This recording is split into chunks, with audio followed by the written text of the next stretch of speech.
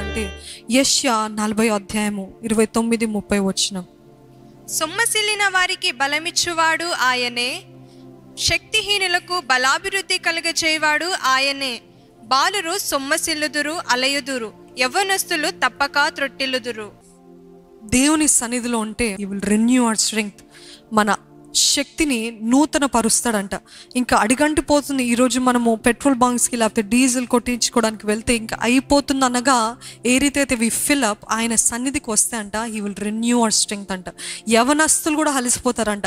పిల్లల్లో ఎంత యాక్టివ్నెస్ ఉంటుంది, ఎంత శక్తి ఉంటుంది, వాళ్ళు కూడా అలసిపోతారు. కానీ యెహోవా యందు ఆయన పైన ఆధారపడే వారికి ఎప్పుడు కూడా ఆ బలము, ఆ శక్తి తరిగిపోదంట.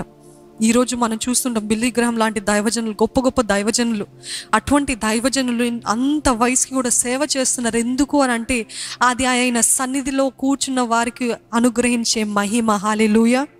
మోషే అంటే అన్ని సంవత్సరాలు నడిచినప్పటికీ ఆయన చెప్పులంటే అరిగిపోలేదంట. ఆయన శక్తి, ఆయన సత్తువ తక్కువ కాలేదంట. ఆయన కంటి చూపు తక్కువ కాలేదంట. His eyesight has not gone dim. చుట్టూన్న వారందరూ అలసిపోయారేమో, ఆయన శక్తి మాత్రం తక్కువ కాలేదంట. 80 సంవత్సరాలకి కూడా ఆయన శక్తి ఇంకా యవనస్తులాగా ఉందంట. ఆ శక్తి ఎందుకు అని అంటే దేవునిలో నిలిచిన వారికి, దేవుణ్ణి ఆశ్రయించిన వారికి ఎప్పటికప్పుడు నూతన బలము. ఇలాగ తగ్గిపోతుందయ్యా, నాకు ఓపిక లేదయ్యా, నేను తగ్గిపోతున్నా, నాకు అలసిపోతున్నాను అన్నప్పుడు మీరు ఆయన సన్నిధికి వచ్చినప్పుడు ఆయన ఏం చేస్తాడు తెలుసా? మరలా మనకి శక్తిని, మరలా మనకి శక్తితోటి, మనల్ని శక్తితోటి నింపి మరలా బయటికి పంపిస్తాడంట. అందుకని శక్తి లేదా అనకండి, శక్తి లేదా అనే మాటలు మీలో నుండి రానివ్వకండి. ఒకవేళ వస్తే అది దేవునితో చెప్పుకోండి. దేవుని సన్నిధికి వెళ్ళి, దేవా నా శక్తి తగ్గిపోతుంది అనిపిస్తుందా? ఇందాక చెప్పాను కదండి, ఓర్చుకునే శక్తి, తట్టుకునే శక్తి, ఒత్తిడిలో కూడా నెమ్మదిగా, మౌనంగా, సమాధానంగా, సంతోషంగా ఉండే శక్తి. అటువంటి శక్తి మనము కాపాడుకున్నప్పుడు ఏం జరుగుతుందంటే ఎన్ని వచ్చినా మనకి ఇది కూడా మనం బెదిరించవు. కానీ కొన్నిసార్లు యాజ్ అ పర్సన్, మానవ నైజంగా ఏం జరుగుతుందంటే మనం ఎంత సంతోషంగా ఉన్నా మన చుట్టూన్న వారు ఏ రీతిగా మనల్ని బాధ పెట్టాలని, ఇంత సంతోషంగా ఉంది కదా, వీరి బలహీనత ఏంటో ఆ బలహీనత తెలుసుకొని మనల్ని చిత్తక దొరకాలని ఆ బలహీనతని పిన్ పాయింట్ చేసి ఇంకా మనకి ఎలాగైపోతుందంటే ఇంత కాపాడుకోవడం వ్యర్థమే, ఇంత మౌనంగా ఉంటాం వ్యర్థమే, ఇంకా అయిపోయింది, నాకు ఓపుకో లేదు, శక్తి లేదు అనే మాటలు మనకు వస్తుంటాయి. నాకు తట్టుకునే శక్తి లేదు, ఎంతగా తట్టుకున్నా, ఎంతగా సహించుకున్న మాటల పైన మాటలు, ఇంకా ఓపిక లేదు అన్న పరిస్థితిలో దేవుడు అంటున్నాడు, వారిని అనటం కాదు, కానీ ఎందుకు ఈ మాటలు అన్నారు అని కాదు, కానీ దేవుని సన్నిధికి వెళ్తే అంట మన శక్తిని రెన్యూ చేస్తాడంట. పక్షిరాజు యవన బలం ఎలాగైతే రెన్యూ చేసుకుంటాడో ఆ రీతిగా దేవుని సన్నిధికి వస్తే రెన్యూ చేస్తాడంట. సామెతలు 24:10 శ్రమ దినమున నీవు కృంగిన ఎడల నీవు చేత కాని వాడవగుదువు. శ్రమ దినమున నువ్వు కృంగిన ఎడల నీవు చేత కాని అవుదువు. ఈరోజు మనం గొప్పగా డంబంగా మాట్లాడుతుంటాం, నేను ఇది సాధించగలుగుతాను, అది సాధించగలుగుతానని. దైవజనురాలకి కూడా ఎన్నోసార్లు ఎటువంటి పోరాటాలు వస్తుంటాయి, శ్రమ దినాలు వస్తుంటాయి, అక్కర్లేని నిందలు, మాటలు వస్తుంటాయి. కానీ ఆ శ్రమ దినాల్లో చిన్నబుచ్చుకొని, ఎంతమందికి తెలుసండి టచ్ మీ నాట్ ప్లాన్స్, కొంచెం ఇలా ముట్టుకునగానే ఏం చేసి మూసుకుని పోతుంది, చిన్నబుచ్చుకుంటుంది. ఈరోజు మనం కూడా చాలాసార్లు ఇట్లా ముట్టుకుంటే, ఒక శ్రమ వస్తే, ఒక పోరాటం వస్తే, ఒక ఇబ్బంది వస్తే చిన్నబుచ్చుకుంటాం. ఇంకా అంతే, ఇంకా అయిపోయింది, నా వల్ల కాదు, నా వల్ల చేత కాదు అని మాటలు మన నోట వస్తున్నాయి కదా, మనము చేతగాని వాళ్ళమంట, అంటే అపవాది చేతిలో ఓడిపోయిన వారమంట. దేవుడు అంటున్నారు మీరు జయశీలులుగా బ్రతకాలి, through Christ I can do everything అని చెప్పాల్సిన మనం ఏం చేస్తున్నామంట, కొన్ని శ్రమలు రాగానే మనం చిన్నబుచ్చుకుంటున్నామంట, నా వల్ల కాదంటున్నామంట. అందుకని దేవుడు అన్నాడు చాతకాని వారుగా ఉండకండి. ఈరోజు స్ట్రెస్ వస్తుంది, స్ట్రెస్ వచ్చినంత మాత్రం మీరు చిన్నబుచ్చుకోకండి. ఒత్తిడిలో ఉన్నారు, శ్రమలో ఉన్నారు, బాధలో ఉన్నారు, భారంలో ఉన్నారు, అయినప్పటికీ don't say I am done. Say I will fight, I will push forward, I will keep moving forward, I will keep pushing, I will keep fighting. Fight the good fight. Fighting అంటే ఏదో మనుషులతో పోరాడమని కాదు, మంచి పోరాటం పోరాడాలి, దేవునిలో పోరాడాలి, ఆయన నీతి, ఆయన రాజ్యం నిమిత్తమై పుష్ చేసుకుంటూ వెళ్తూనే ఉండాలి. చిన్నబుచ్చుకోవడం కాదండి. ఒత్తిడి రాగానే దయచేసి మాటలు ఆపేయండి. మరలా చెప్తున్నాను, నా వల్ల కాదు అనే మాటలు ఆపేయండి. నా వల్ల చేత కాదు అనే మాటలు ఆపేయండి. నేను ఈ కుటుంబంలో నేను విడాకులు ఇచ్చేస్తాననే మాటలు ఆపేయండి. నాకు ఈ పిల్లలు వద్దు, ఈ పిల్లలు తంట, ఈ పిల్లలు నాకు ఎంత స్ట్రెస్ ఇస్తున్నారు, ఆపేయండి. ఎన్నో మార్లండి. జాగ్రత్త, మన నోటితోటి ఏం మాట్లాడతాము.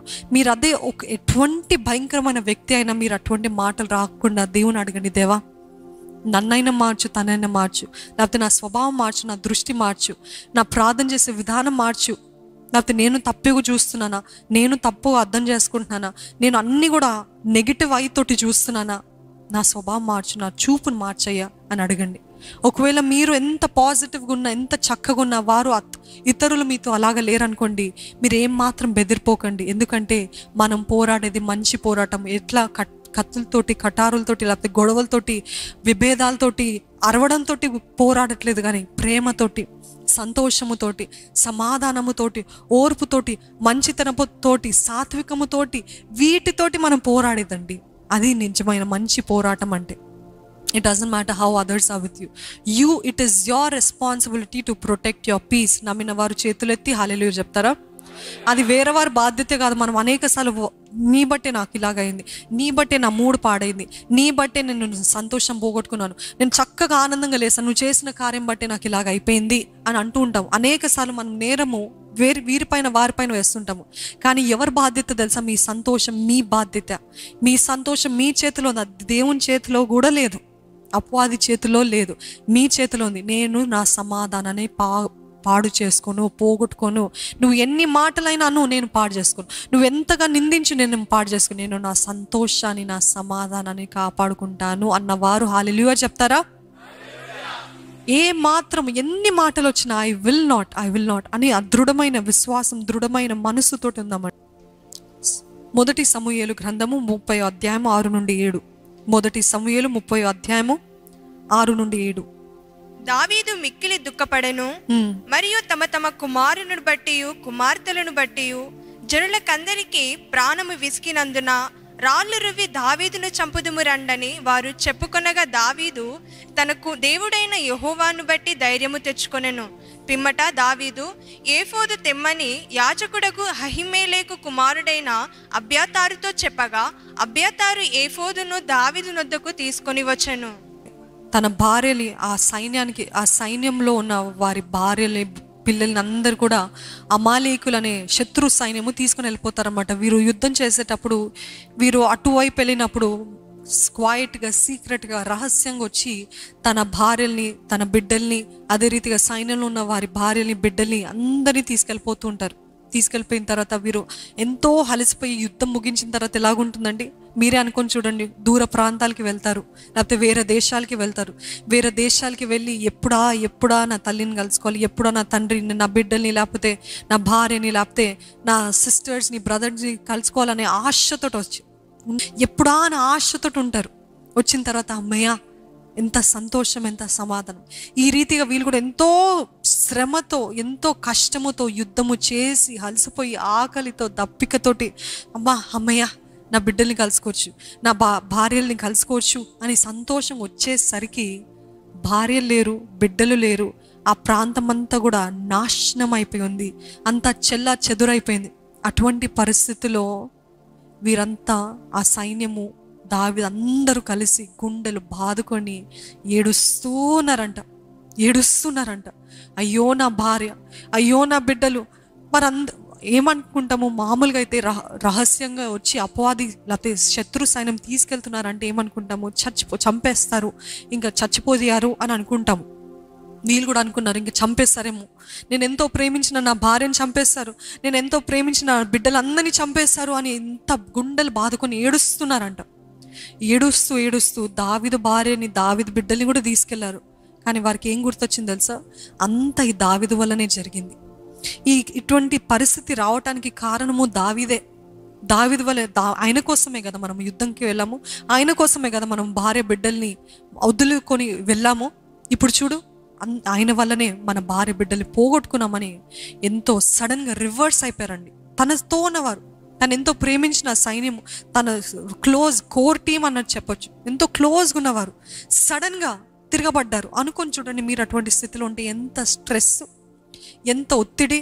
ఇంత ప్రేమించిన వీరే నా పైన తిరగబడుతుంటే దావీదు ఏం చేస్తాడు తెలుసా అండి? వారు అనుకున్నారంట రాళ్ళు తీసి కొట్టి చంపేద్దాం అనుకున్నారంట దావీదుని. అయితే దావీదు ఏం చేస్తాడు తెలుసా అండి? పారిపోలేదు, వెంటనే దేవుని సన్నిధికి వెళ్ళి యెహోవా యందు, చదువుదామా, యెహోవా యందు ధైర్యము తెచ్చుకో, యెహోవాను బట్టి ధైర్యము తెచ్చుకున్నాడంట. ఈరోజు ఒత్తిడిలో ఉన్నట్లయితే మనం చేయాల్సింది ఇది ఒక్కటండి, ఏంటి తెలుసా? ఎంత ఒత్తిడిలో ఉన్నప్పటికీ యెహోవా యందు ధైర్యం తెచ్చుకుందాము. దేవా నాకైతే చేత కదయ్యా, నాకు అందరూ తిరగబడ్డారయ్యా, నా అనుకున్న వారు అందరు తిరగబడ్డారు, but I will receive my strength from you. నేను నీలో ధైర్యం తెచ్చుకుంటాను, నీ యందు బలము తెచ్చుకుంటాను.